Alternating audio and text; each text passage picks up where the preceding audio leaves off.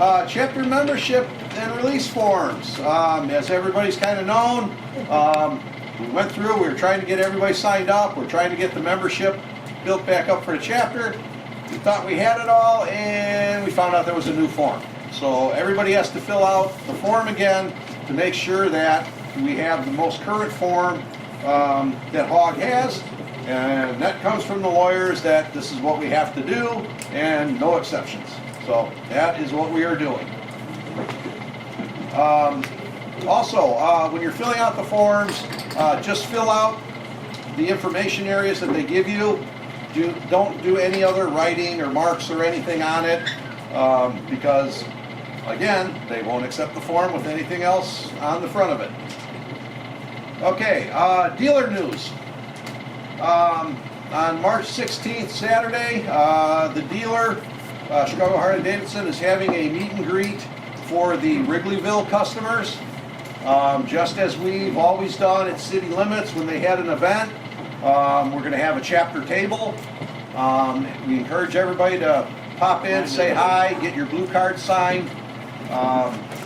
It'll be a good time driving your car this time of the year. Kind of get to know the way in. The easiest and safest way to get into the dealership is get over to River Road. From River Road, turn west onto Balmoral. no, not Balmoral, Bryn Mawr. Bryn Mawr. Google Map it. You'll make a left towards the parking garage, go straight through the parking garage, and turn immediate right when the concrete stops. And you'll pop out by the dealer. And then once you're back there, you can just follow the road out. Park in the parking garage. There is parking at the dealer. The row immediately along the front of the dealer is parking for the dealership. There's bike parking on the south side of the dealer, on the west side of the dealer, and you can park behind the dealer. So there is parking available if you go visit the store or we bring the bikes down. If that is all full, you can park in the parking garage. When you go into the garage, stay right towards the restaurants, west towards the restaurants, and you get your parking validated and not have to pay for it. Do not go left into the garage because that's for the convention center, and then you have to pay for your parking. We'll have more information on that. I hope. I'm trying to put together a little map with the information that we can email to everybody to make it easier for getting down there. Once you have been down there once or twice, it's really, directions-wise, it's not that bad. It's just a pain in the butt, depending which direction you're coming from. What time is that? 11. Yeah, the dealer opens at 11, officially starts at 11, so 11 or 12 and until it wraps up. 12? It says 12. It says 12, but the dealer opens at 11. It's What date? March 16th. So, moving forward, just real quick on the meet and greet, people have asked me, Lakeshore had one for the city limits customers. Chicago Harley-Davidson one is having for Wrigleyville customers. It has nothing to do with the chapter. It's simply those customers are in that store's sales area. So it's a sales and marketing thing. It has nothing to do with the chapters and that. That's the dealership operations, independent of ours. So remember, we're not the dealer, we're the chapter. Okay, Ride for Kids. Carol still has the $1,000 Amazon winning tickets. You want to see Carol for tickets? $10, get a chance to win $1,000 in Amazon gift cards, and to be drawn on the Ride for Kids Day, September 14th. Winner does not need to be present to win. Thank you. Thank you. Okay, Bob, safety In the video. absence of the Motorcycle Safety Foundation, we have dealerships and private classes. There's a couple of drawbacks to those. A lot of the private classes require you to take the basic course first before you get the advanced. You would be interested in the basic course here? Probably nobody, right? So, and none of us really qualify for that anymore. The other thing with the dealership courses is they share the same problem with the private courses, and they're very expensive. You know, private courses are at the $400 to $450 level for advanced courses. So how can we train? You know, how can we keep bettering ourselves on our motorcycles? One is just by the concept of practicing, right? So when you go out, you know, and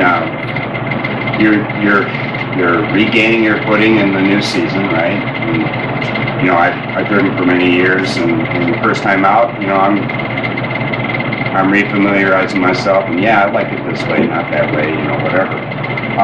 Braking with swerving, you know, curves, things like that, you know, I'm refamiliarizing myself. But one of the things I focus on when I'm practicing is my weaknesses, right? I know we're all perfect, right? We don't have weaknesses, but I have weaknesses, you know. So one of my weaknesses is driving in the right track on left curves, you know, especially on high bank curves with drop-offs.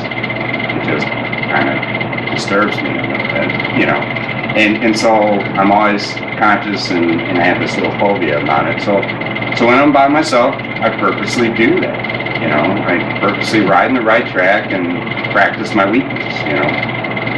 It helps me get better at it, helps me be less embarrassed when I'm in the group, but also, you know, I'm improving myself by practicing, you know. A lot of different ways you can practice, that's just one example. The other thing about training is to, you know, okay, so how many people here are co-riders? Person behind you, right? Okay, it's not very many. I know we have a lot of people that like to ride bikes themselves. But with a co-rider, you know, it's good to train them in a system, you know, that helps you ride your bike. My wife, you know, she touches my shoulder. She's been trained to do that before she gets on the bike. One example where that didn't work too well is my sister. I offered to give her a ride. She's not a bike rider. I turned to talk to my brother-in-law. She just about dumps us by getting on the bike without telling me, right? I didn't train her. I didn't tell her what to do. My wife knows what to do. She's trained it. Another way I've trained her is, and this helps with keeping your co-rider more engaged, is when I come to a gas stop. She gets off the bike, she puts in the car, she gets the pad. You guys all like this. She gets the pump. I'm opening the cab. We do it fast. We do it well. She's trained to do that. She's trained when I get on the bike to check the bags, make sure they're locked, I have no weight.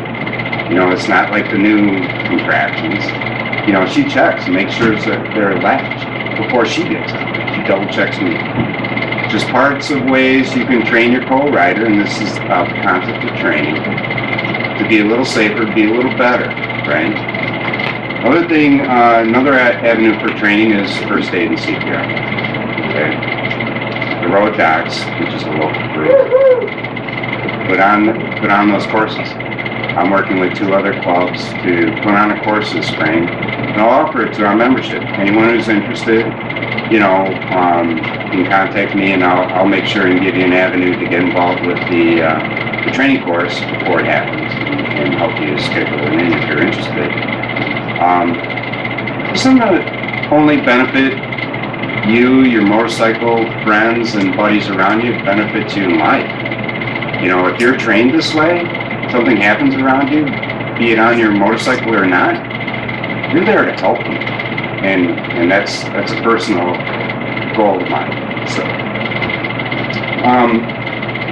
the other way we train is simply by having these safety talks at our meeting. You know, and I welcome comments. You guys chime in whenever you want, you know, and we'll talk about it. But just having these safety talks at meetings is a way of training us to be better on our bikes. We're not bad, but we can always be better, right? So that's about it. This video is called Training is Everything. It's sponsored by the Washington State Department of Licensing, which is their version of the DMV. It's about 2 minutes long, and this biker with a lot of experience has some really good tips on training. People want them. We're not just going to go order 100 and have ones left over. So if anybody would like one, please come up and sign up for it, so we know how many we're going to be ordering. We do have last month's list here, so if you can't remember if you're already on the list, you can double check it. Thank you, everybody. All right, Jerry. Got the bike blessing coming up. Yep, bike blessing, May 4th. I hate talking, so I'm doing Julie's job and she's stuck at work. Bike blessing, May 4th, no cost to anybody, but she asked if you can bring a non-perishable food item. We want to do that cancer ribbon again with the motorcycles, we want to make it bigger and better, so people were there last year, so a little bit of a cluster, but we're working on it. There will be music, food trucks, bake sale, and a raffle, and a few vendors this year. Ride for Hope, the big ride is July 14th. I have registration forms tonight. It's a $35 donation, which includes continental breakfast, coffee, water, a buffet lunch, and a sweet table, as well as a t-shirt, and there will be a cash bar. We've all been there before, know the routine, the ride, 7-mile ride, and big party. Also, we have popcorn sale. Anyone's seen this on Facebook? Starts March 11th through the 14th, but I have a form if anyone wants to buy popcorn with 8 different flavors. 50% goes back to Ride for Hope. The next Ride for Hope meeting is April 8th at Alley 64. Message Julie if you are interested to go to the meeting, and she'll send you an invite with details. You're not sitting in the parking lot by yourself. Okay, let's get merchandise. Terry is taking any, if anyone else gets rockers, patches, and that, she'll be taking your order if you can sign up for it. Activity officers, Chris is here today. There's 2 things on the agenda. We've got bowling coming up, and the kickoff party is going to be coming up real quick too. Bowlings, any specifics? Bowling is March 23rd. It is at the Bolero in Mount Prospect.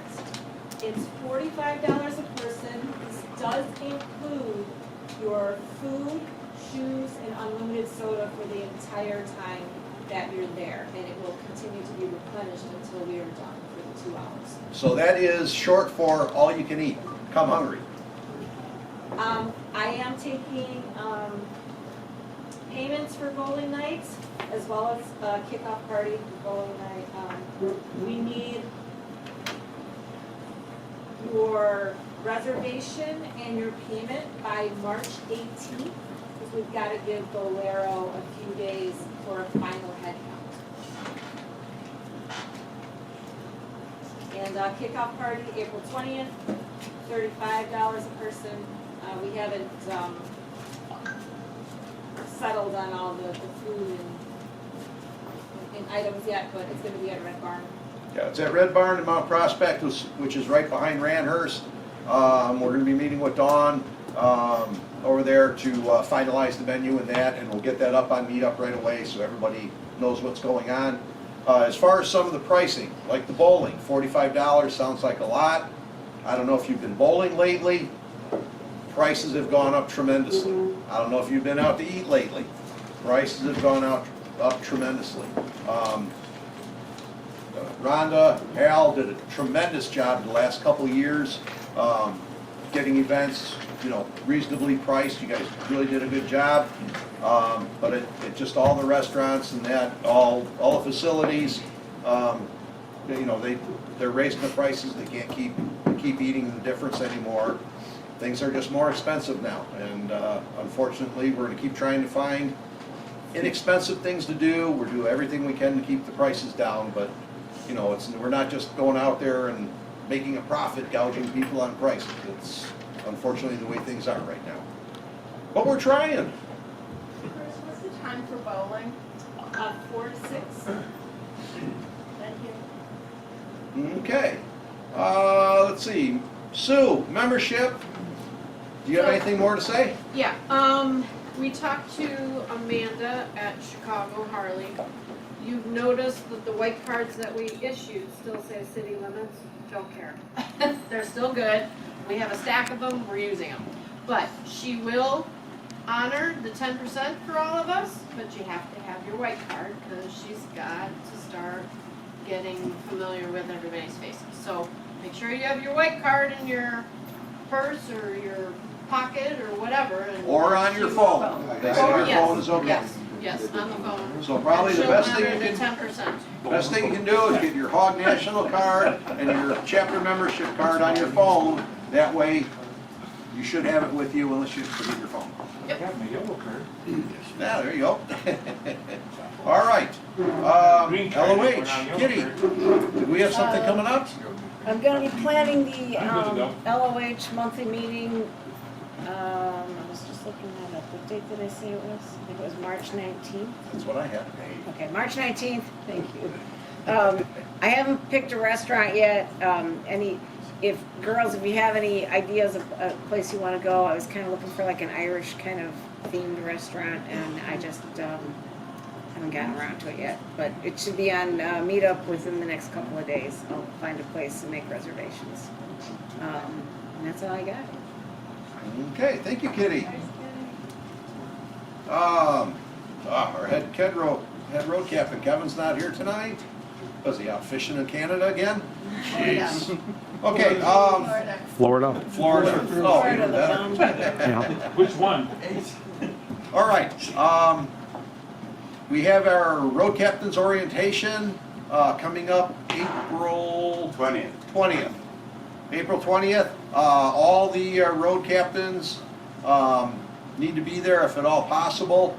We'll do a couple of group rides around, just kind of practice, ride around leading groups, knock some rust off. It'll be a good chance for some of the newer road captains to get a little comfortable leading and sweeping rides, followed by Q&A, what was good, what was bad, any questions, getting ready for the riding season.